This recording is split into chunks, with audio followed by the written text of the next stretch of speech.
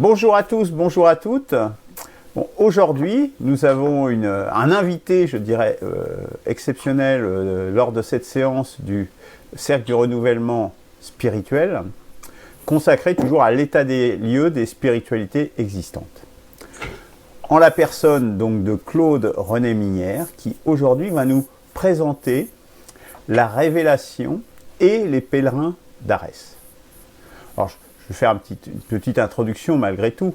Il faut savoir c'est que le prophète Michel Potet a été gratifié de visites de Jésus-Christ et de Dieu à partir de 1974.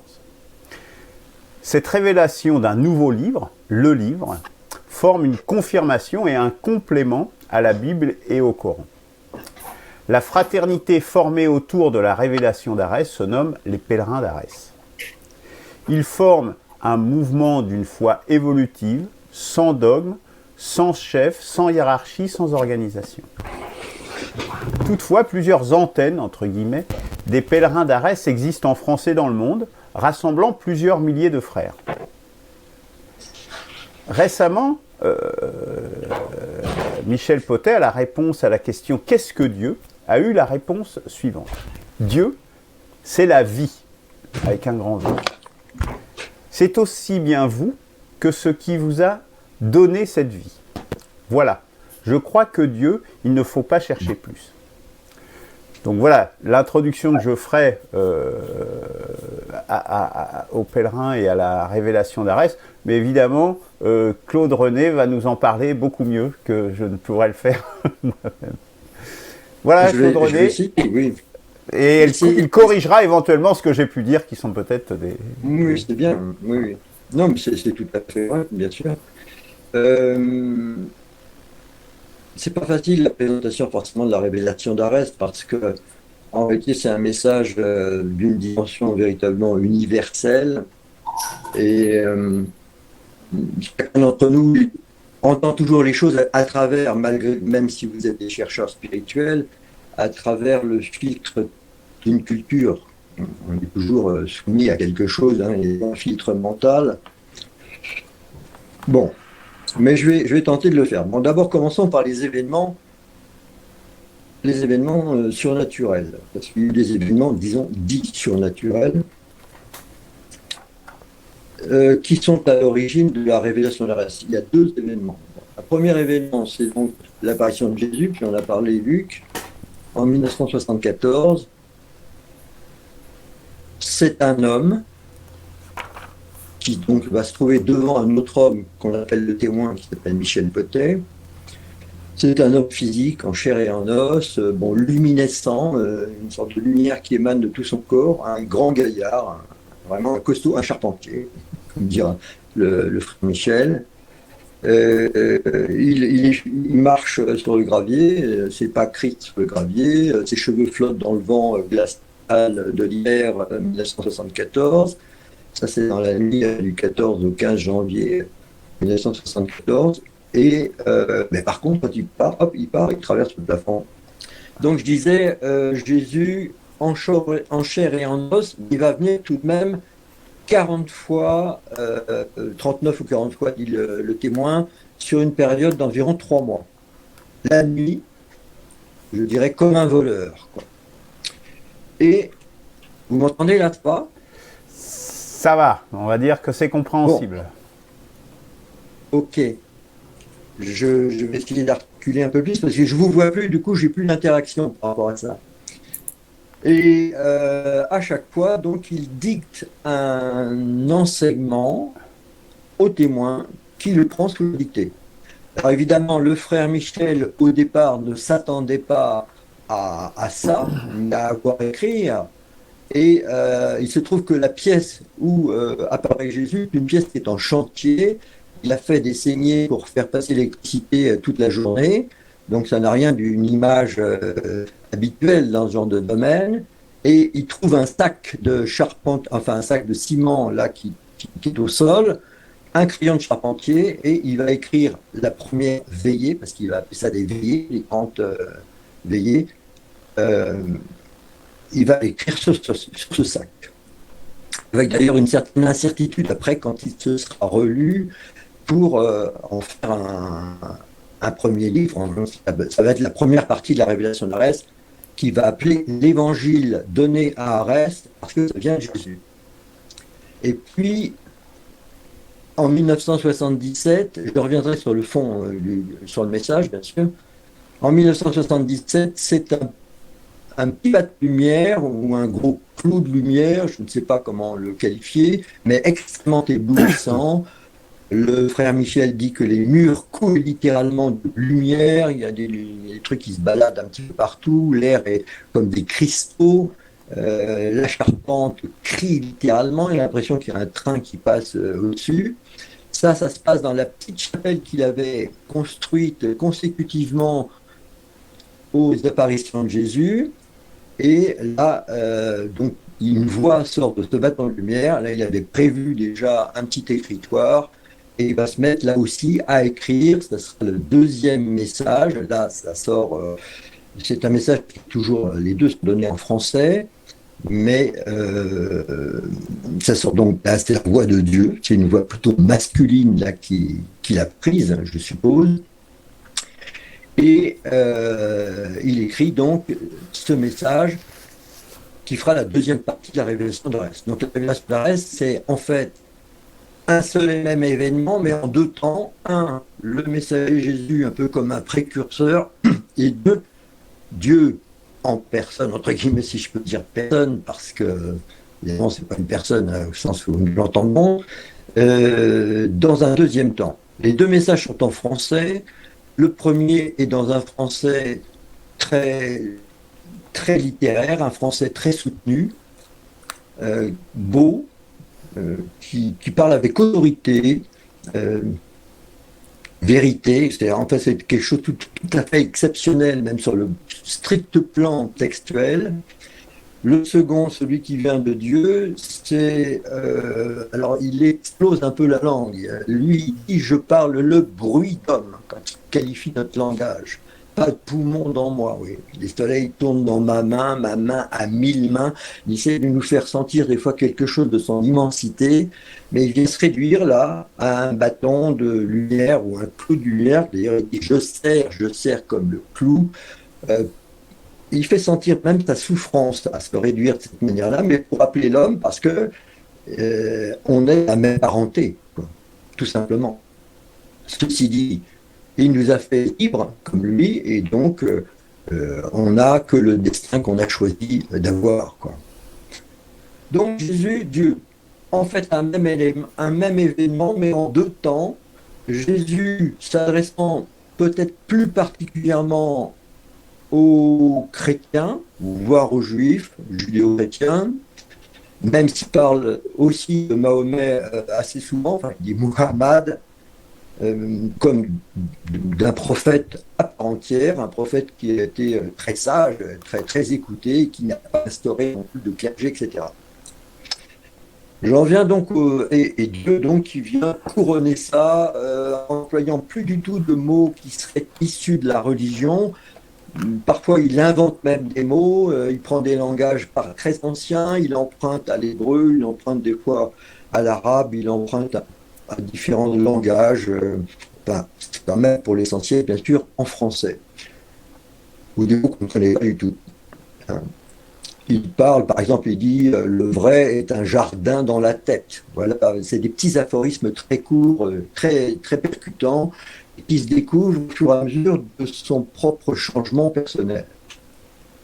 Parce que le fond de ce message, et ce n'est pas apporter une sorte de la vérité en quelque sorte en quitte comme ça, parce que la vérité n'est accessible qu'à travers notre propre vie, à travers nous-mêmes, la vérité au sens absolu. Hein, ça reste du bruit d'homme, il parle de langage, il est obligé de se dépatouiller avec nos mots, mais il nous donne le kit nécessaire pour pouvoir commencer à changer nos existences. Alors pourquoi changer nos existences? Il vient nous dire, c'est en cela que la révélation d'Arès est une véritable révélation, il vient nous dire, vous êtes des dieux. Vous êtes des dieux déchus de votre propre fait, mais vous êtes parfaitement capable de vous recréer comme des dieux. Et en fait, on comprend que tous les appels des prophètes précédents, que ce soit dans le champ occidental ou dans le champ oriental, ont été des tentatives de donner un enseignement à l'homme pour qu'il s'élève à chaque fois. Mais la plupart du temps, cet enseignement est récupéré par la religion, c'est-à-dire la manière étroite d'esprit dont l'homme prend ce message qui est un message de vie, toujours origine, et dont il le normalise, le structure, le dogmatise aussi assez souvent. Et puis même crée des institutions pour le représenter. Alors que ce n'est pas du tout ça. L'appel derrière la révélation de l'arrêt, c'est un appel vraiment à la vie avec un grand V, ce que tu soulignais tout à l'heure, Luc, qui est toujours au fond de nous, qui est au fond de chaque homme, mais dont chaque humain est le propre, est capable à éveiller et le propre révélateur de cette vie. Personne ne peut le faire à sa place. Et quand il le fait pour lui-même, mais il le fait aussi pour tous les hommes. Parce que l'humanité est une. C'est-à-dire qu'on est tous interdépendants les uns des autres. Et ce qui fait qu'on ne peut pas se sauver, entre guillemets, tout seul, sans contribuer à sauver d'autres humains qui sont d'autres nous-mêmes, en réalité, dans la révélation de la réalité. Alors, comment faire? Parce que, au fond, le problème de l'homme, c'est le problème du mal, ce qu'il appelle le péché dans la révélation de la réalité. Donc, il reprend un mot, là aussi, qui est plutôt connoté religieusement, mais le péché, là, on comprend que c'est vraiment une déviation. C'est beaucoup plus que les fautes morales propres à chacun. C'est une déviation existentielle. C'est un choix d'être qui s'est fait à l'origine par une race spirituelle qui s'appelait Adam et qui ensuite n'a cessé d'être entretenu par la culture, les croyances, les religions, bien entendu, la politique, etc. Enfin, la vie des hommes. Et c'est pour ça qu'il y a donc des retours permanents du Père pour que l'humanité s'élève tout de même un petit peu vers le haut. Donc, le fond d'affaires, c'est recréez-vous, refaites-vous. Alors, l'évangile de Néarès donne à cette opération-là, il donne le nom de pénitence. Il prend donc un nom aussi, là, un mot qui est un mot très connoté religieusement. Il ne s'agit plus du tout de dire c'est ma faute, ce genre de choses. C'est véritablement se refaire, revenir sur soi, la pénitence. Donc, commencer en réalité à aimer. Aimer au sens universel du terme. Jésus disait il y a 2000 ans, aimer y compris ses ennemis. Hein. Aimer, l'amour suppose le pardon, parce qu'il ne peut pas y avoir... Le pardon n'est pas non plus juste un acte moral. Le pardon, c'est un outil essentiel pour transformer l'avenir. Parce que sinon, nous sommes dans un monde de vengeance et la vengeance est sans fin.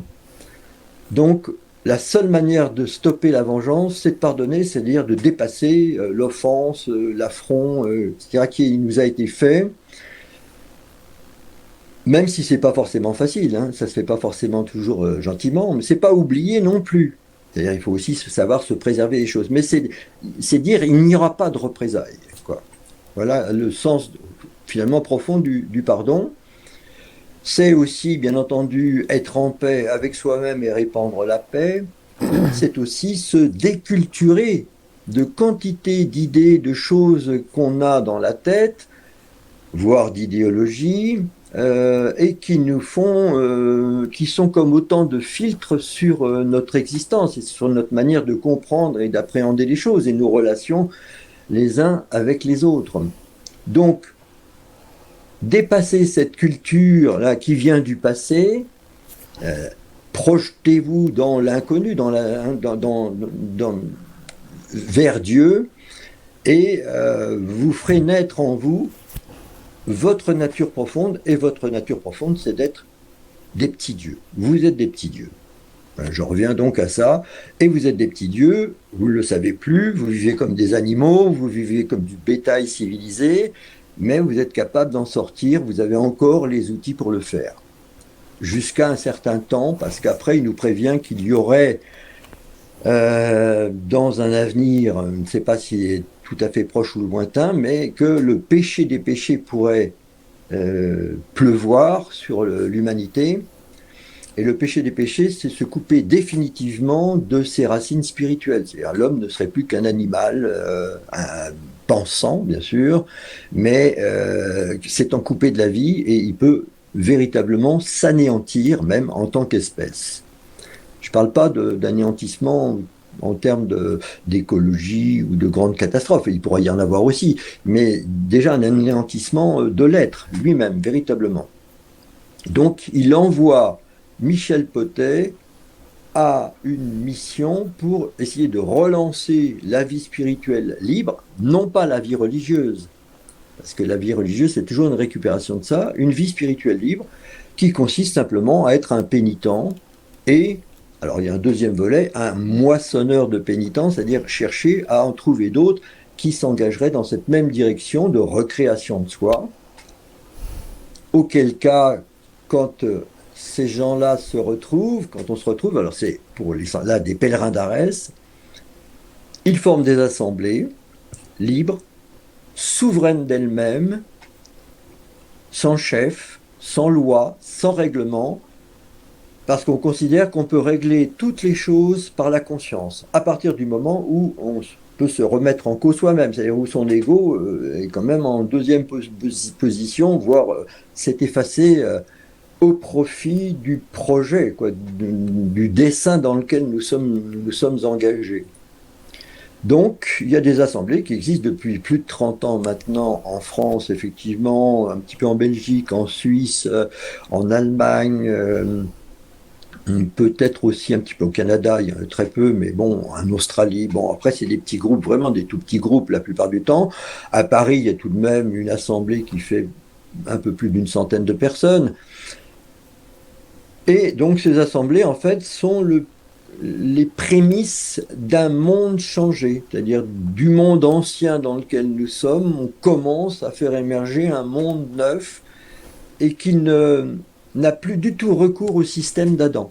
J'entends par système d'Adam le système des lois, des chefs, des institutions, pour pallier les effets négatifs du mal, mais sans jamais en vérité combattre le mal totalement et étant elles-mêmes ces choses-là, lois, institutions, chefs, un mal en soi, dont évidemment plus personne n'a véritablement conscience.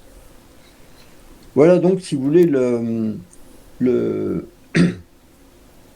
le projet, entre guillemets, des pèlerins d'Arès.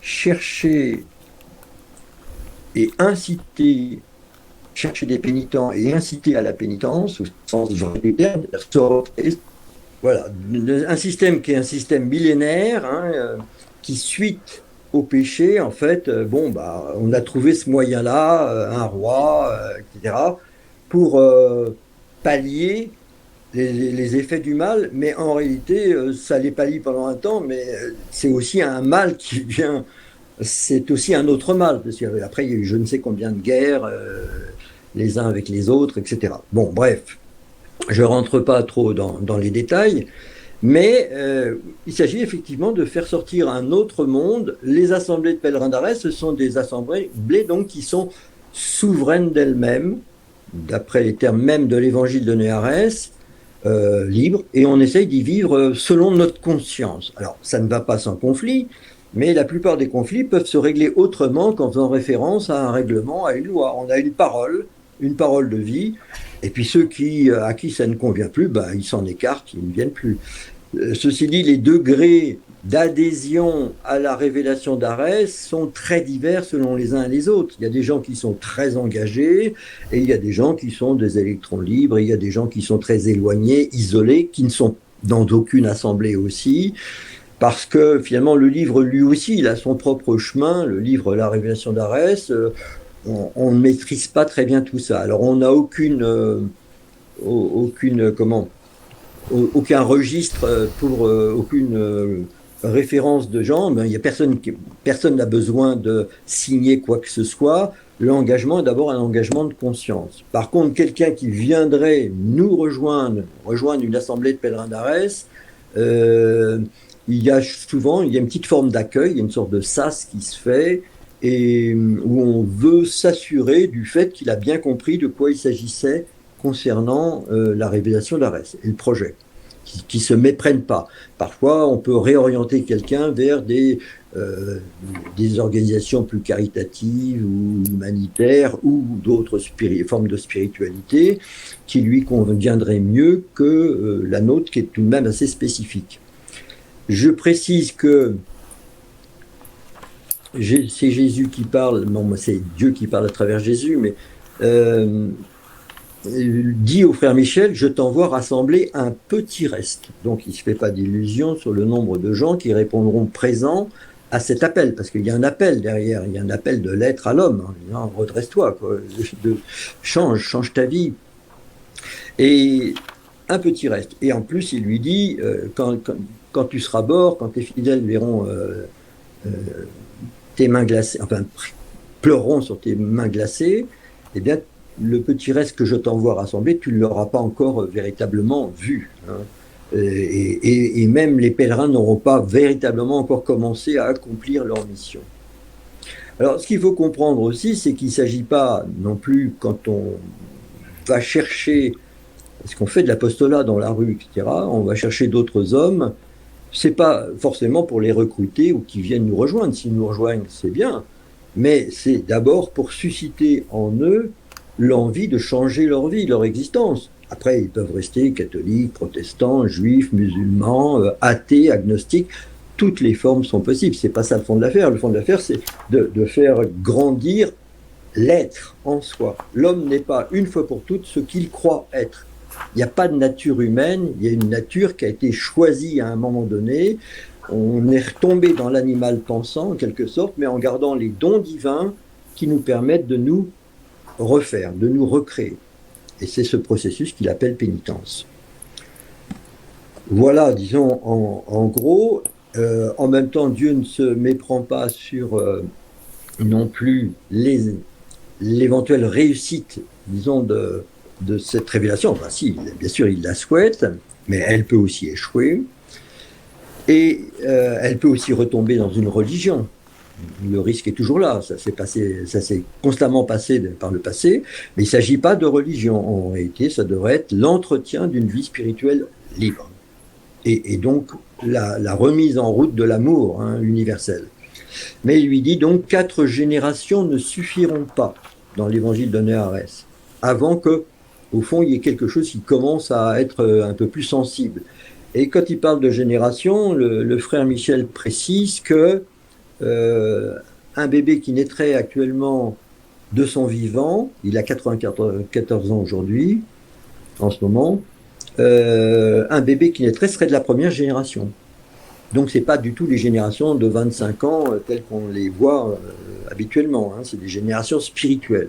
Donc, 4 générations ne suffiront pas, et moi j'ai bien l'impression, maintenant que je mesure davantage ce que cette révélation représente, qu'il en faudra certainement plus. Voilà. Moi, j'ai connu la révélation d'Arès il y a 36 ans, 1987, et je me suis engagé dans le mouvement, d'abord parce que j'ai eu une sorte d'illumination intérieure, quand j'ai été d'abord sur le lieu, là-bas, à Arès, mais ça n'empêchait pas que toute ma culture, ma façon de penser, j'étais un homme de gauche, j'étais dans l'extrême gauche, hein, dans l'après 68, etc., restait là. Donc il a fallu que petit à petit je sorte de tout ça, je me déculture véritablement, que je commence à voir les choses avec un regard beaucoup plus, j'allais dire, naïf, enfin naïf sans être naïf, mais quelque chose comme ça de frais sur toutes les choses, neuf. Et continuer à la voir. J'ai commencé à comprendre un peu mieux la révélation d'Arès il y a une petite dizaine d'années, je pense. Je la comprenais bien sûr par petits bouts, par tout un tas de choses, mais là, elle commence à rentrer dans mon métabolisme et ça devient tout à fait autre chose, évidemment. C'est-à-dire c'est plus juste du domaine des pensées, mais c'est aussi le domaine de la vie, de l'existence, de la relation à soi et de la relation à l'autre. Alors là, ça devient un petit peu différent et je la lis assez souvent, bien sûr, la Révélation d'Arès, parce que c'est aussi un livre de prière. Attention, la prière, c'est pas la prière religieuse au sens classique. La prière, c'est se rappeler cette parole pour l'accomplir. Voilà le fond de la prière. Prononcer ma parole, comme il dit, la vraie piété, c'est prononcer ma parole pour l'accomplir. Donc elle est essentiellement individuelle, la prière. Il n'y a pas de prière collective, etc., comme dans la religion, hein. Au contraire, chaque humain est singulier, doit, dans cette ascension en lui-même, ne peut qu'emprunter son propre sentier et pas le sentier d'un autre. Donc c'est tout à fait le contraire de l'uniformisation, de la massification, si vous voulez, qui ont été la plupart du temps les principes de la religion. Là, il s'agit de s'auto-révéler, en fait. La révélation d'Arès, voilà, c'est un outil pour s'auto-révéler soi-même. Bon, qu'est-ce que je peux rajouter d'autre sur le plan? Excuse-moi, si ça en est pour longtemps, moi je ne pourrais pas intervenir parce qu'il va falloir que. D'accord. Alors vas-y, Eberhard, alors, vas-y. Je vais faire juste deux mots sur le plan philosophique. C'est un existentialisme, on pourrait dire un existentialisme chrétien, mais dans le sens premier du terme chrétien. Encore que Sartre, quand il dit l'existence précède l'essence, il avait vu quelque chose de tout à fait vrai du point de vue de la révélation d'Arès, parce qu'on est projeté dans l'existence et après, c'est à nous de choisir notre être. Qui veux-je être? Au fond, c'est ça, la révélation d'Arès qui vient nous poser. Il va nous dire, mais tu peux être ceci, tu peux être bien supérieur à ce que tu es. Et deuxième point, il y a quand on comprend le fond de cette révélation, bon, ben on rejoint la non-dualité qu'on trouve dans l'hindouisme, dans le bouddhisme, voire dans le taoïsme, je pense aussi. Et on n'est plus du tout dans le dualisme, les dualismes des religions judéo-chrétiennes. Voilà. Pour clore un petit, entre guillemets, pour autant qu'on puisse clore les choses. Donc, Eberhard, excuse-moi, tu as une question? Oui. Je peux te dire c'est pas grave? Oui, absolument, ça va très bien. D'accord. J'avais d'abord une petite courte question. Le Michel Potet, c'est bien ça, c'est un frère, c'est-à-dire c'est un frère chrétien, c'est un frère quoi? Alors, non, nous on dit le frère Michel parce qu'il est positionné par l'évangile de Néarès comme le frère aîné. Il lui est dit, tu ne seras le chef de personne, tu es seulement l'aîné, premier-né de tes frères et sœurs.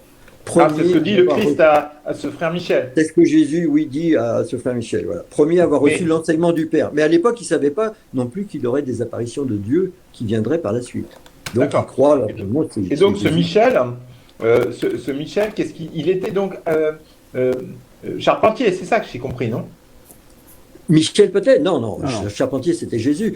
Michel Potet a été rapidement, il a été ingénieur.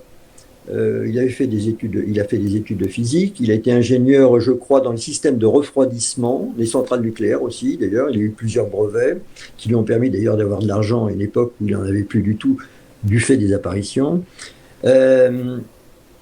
Il a été ensuite, comme il avait des dons de guérison, une sorte de magnétisme, il a été pendant 5-6 ans dans ce qu'il appelle l'ésotérisme. Puis ensuite, il a retrouvé alors, il était athée aussi, parce que son père était communiste, et finalement, il avait repris l'orientation communiste de son père. Et il a quitté d'ailleurs la grande industrie, donc il a été directeur d'usine, des choses comme ça.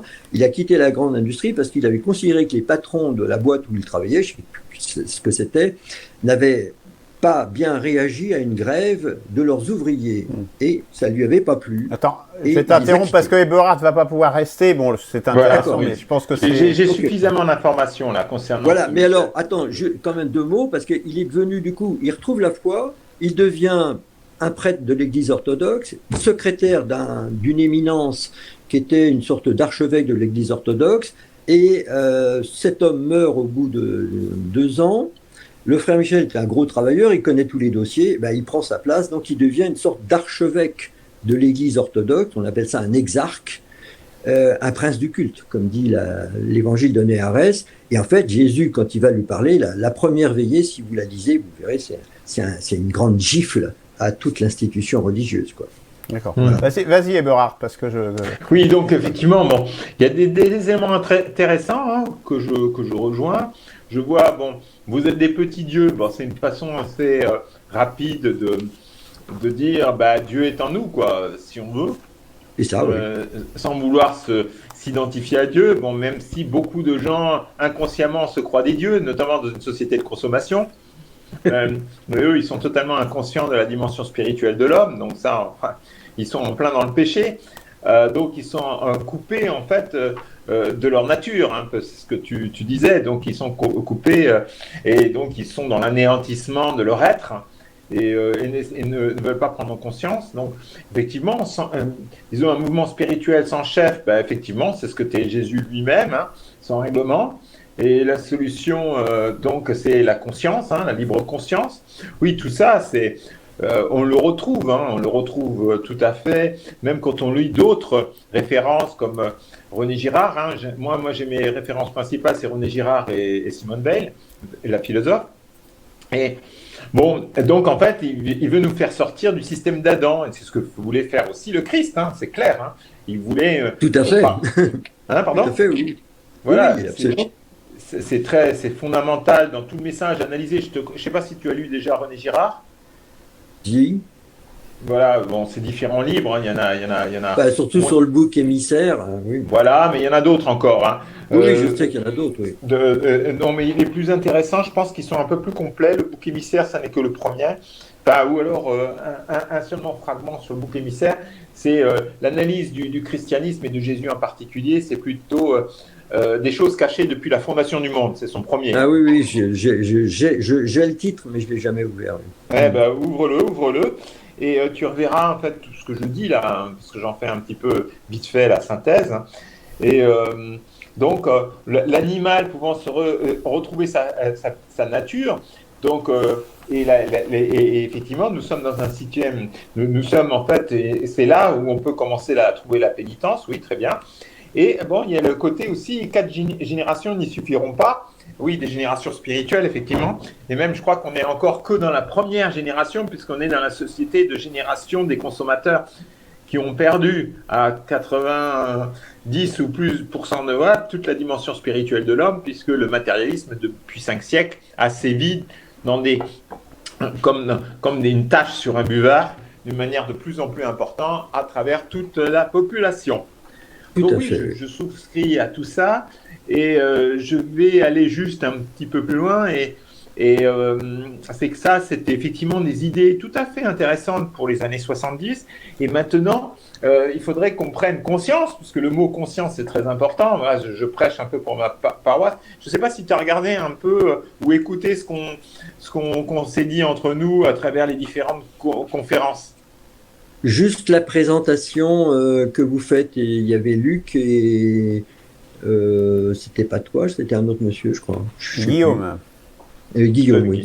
Voilà, donc Luc, ok. Guillaume. Donc moi, comme je suis donc pour me présenter rapidement, je suis maraîcher en traction chevaline, ancien industriel de la chimie et de la biotechnologie, donc avec un passé un petit peu comme le Michel Potet, si tu veux. Eh bien, je me suis rendu compte que nous avons perdu la création. Et le dernier papier que j'ai envoyé aux uns et aux autres, je ne sais pas s'ils l'ont lu, c'est juste un A4 qui s'intitule « Sauver la patrie par la grâce de l'Esprit Saint ». Voilà. Donc, c'est la dimension de la création et alliée avec la vision d'un autre sociologue qui s'appelait Michel Cluscar, qui a écrit, en fait, qui était de Gaillac, hein, de la commune où j'habitais. Il était professeur de sociologie à Poitiers. Il avait écrit un livre qui s'intitule Le traité de l'amour fou. Et il montre que c'est quand les conditions sont gravissimes, et en 74 on ne pouvait pas les connaître, quand les situations sont gravissimes sur le plan de la stabilité sociétale, c'est-à-dire aussi bien des risques de violence généralisée, des guerres violentes, des guerres civiles, et aussi la dimension écologique, puisque à l'époque, en 74, on ne faisait que commencer à la penser, et encore, c'était pas d'actualité. Et ben maintenant, moi, je dis, il est temps qu'on change les choses, Et je pars du principe que dans notre civilisation gréco-chrétienne, sans vouloir complètement exclure le judéo-chrétien, dans une société gréco-chrétienne, c'est par la femme qui se convertit en fait à un nouveau discours. On a l'exemple type entre le Christ et Marie-Madeleine, par exemple.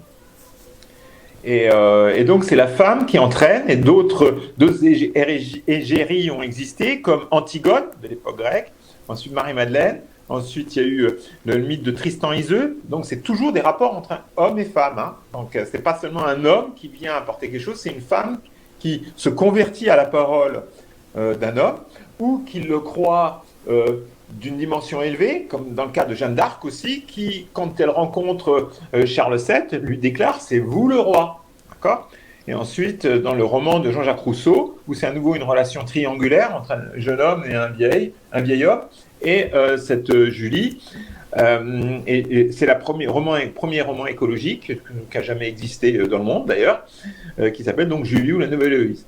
Et je prétends, si on veut passer à la seconde génération, si on veut par là, c'est qu'il faudrait qu'il y ait à nouveau cette femme qui choisisse, en fait, non pas seulement la nature naturée, enfin la nature naturante, c'est-à-dire la belle nature, la